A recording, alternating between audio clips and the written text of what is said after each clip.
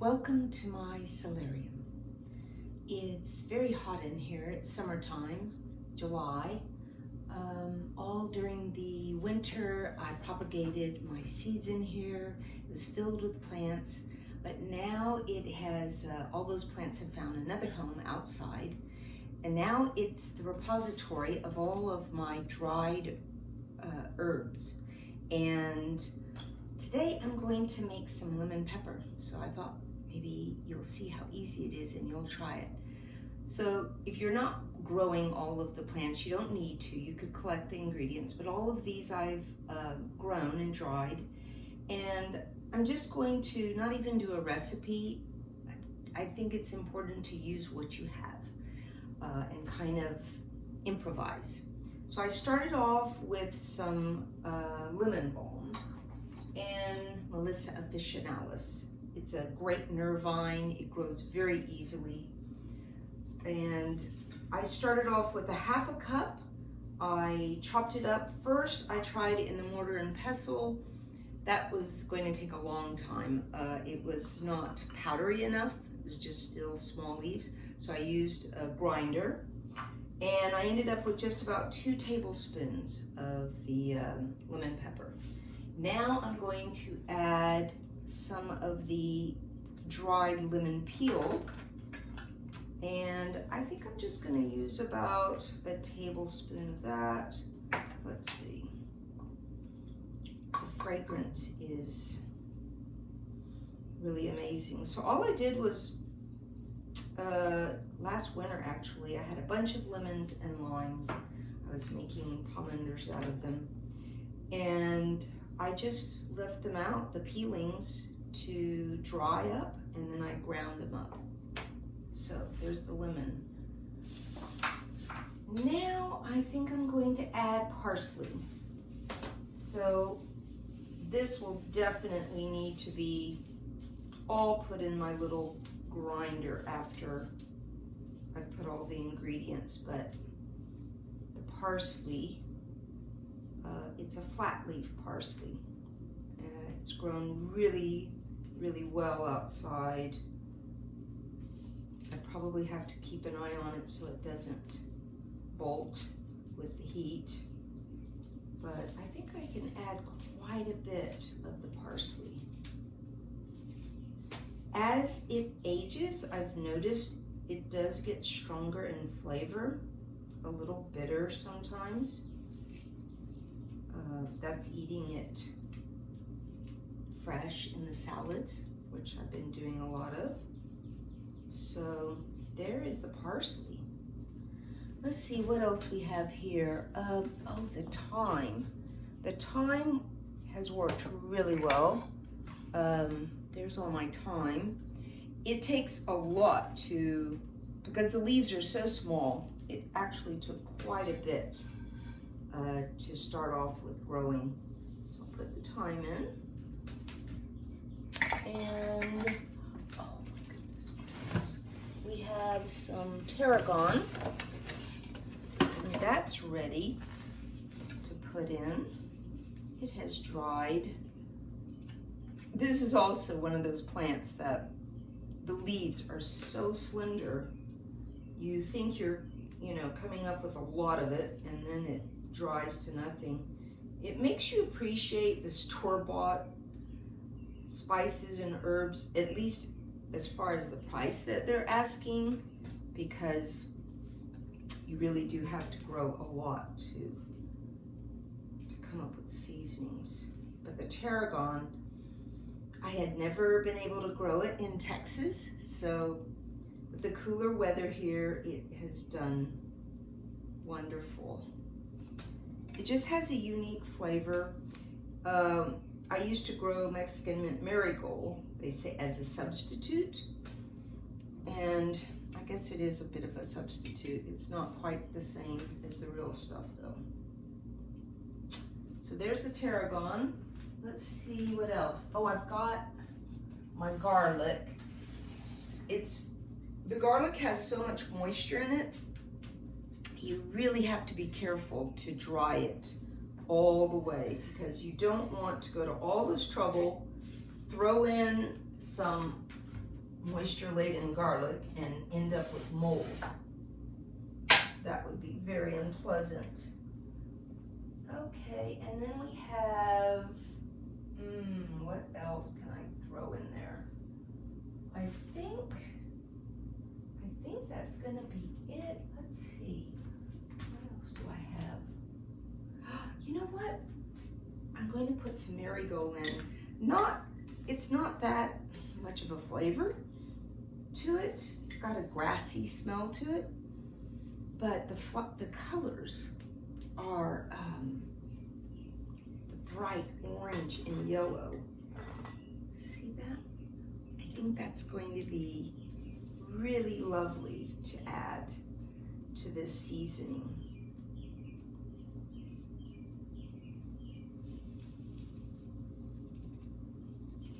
Wow.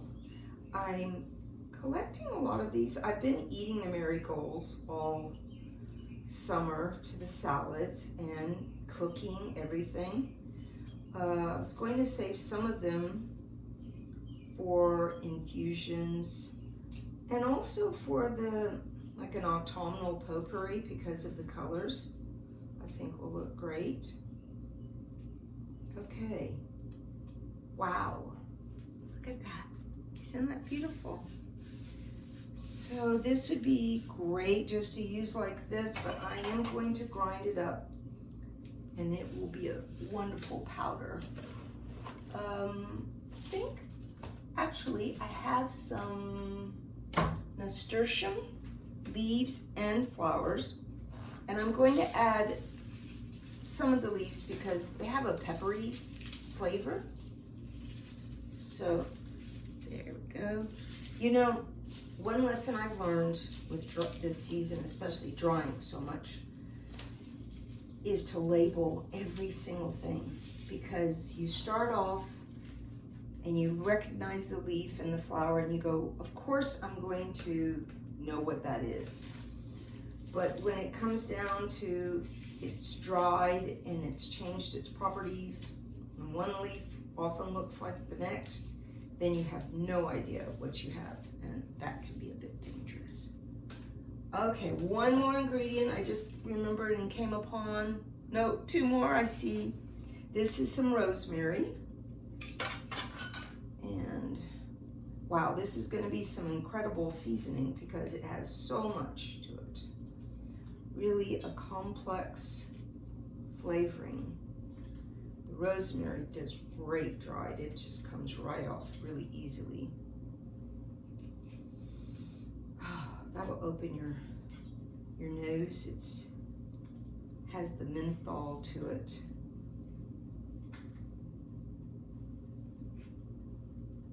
And the oregano, I do have some oregano here. Not a lot. I need to dry some more of that. Oregano is not one of my favorite herbs.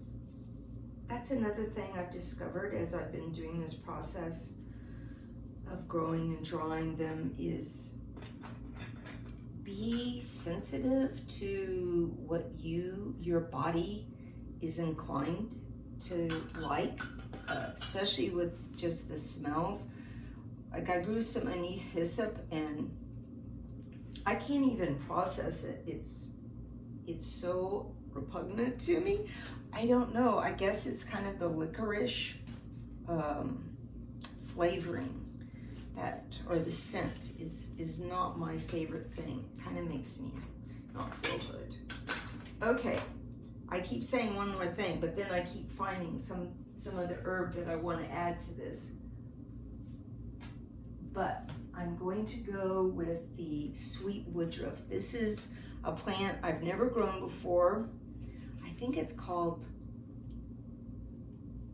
what is it called? Like King of the Forest, or I don't know. It's used in Germany, especially to scent or to flavor their candy. I'd like to find some of that, but it's got a really nice sweet scent to it. I've been eating a lot of this. I haven't even let it go to flower, which it's going to have some white flowers, which are edible also and very flavorful. Okay, I'm gonna throw in all my sweet woodruff, even though I don't have very much. There we go. All right, so this is going to be the lemon seasoning. Of course, I have to add the pepper. Okay, which I did not grow. But you know what? Before I add the pepper, I'm gonna grind all this. Then I'll add the ground pepper. Okay. This is the beautiful combination of herbs. I guess I'll have to listen to this recording and to write down this recipe because I have no idea now all the different ingredients I kept adding to it. But wow, it's going to be so beautiful and fragrant. And I'm not going to record this part of grinding. That's just a lot of noise. But I'm going to have to put this in a couple of times. And this is just a little, either, you know, kind of a coffee grinder or a herb. I use it as a herb grinder. I wouldn't do both coffee and herbs because that coffee oil is really going to kind of contaminate it. So I'll be back after I grind this. So starting off with about 2 or 3 cups of the ingredients, I've ground it. It's quite powdery. You wouldn't have to grind it this much if you don't want, if you want a coarser seasoning mix. Also, if you wanted a coarser seasoning, you could just do everything in the mortar and pestle. But I really wanted kind of a fine powder to it. Let's measure this and see how much we end up with this. Just with it, before we add the rest of the ingredients. So this is going to be, wow, pretty much half a cup. Not even that. Almost half a cup after all of the ingredients, grinding them down. So now what I'm going to do is I'm going to add the pepper. And I think let's start off with a good tablespoon. And you can either make this with salt or salt-free. And I have the Himalayan pink salt. I think I'm going to add some of this, which I will have to grind. And we'll add that into this. Wow, and then we'll have to taste it. Well, that was an interesting experiment because when I ground up the sea salt, which was only 2 teaspoons, it really made a whole lot more once it got ground up.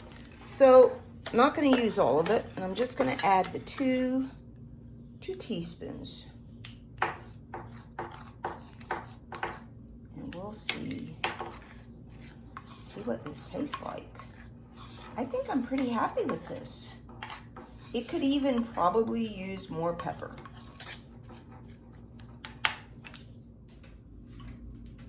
Well, after all my concoctions, I feel I'm very glad that I only put in the 2 teaspoons of salt to the half a cup of seasoning, and I think the pepper was a good amount too. It's just the right amount of spice and saltiness and peppery.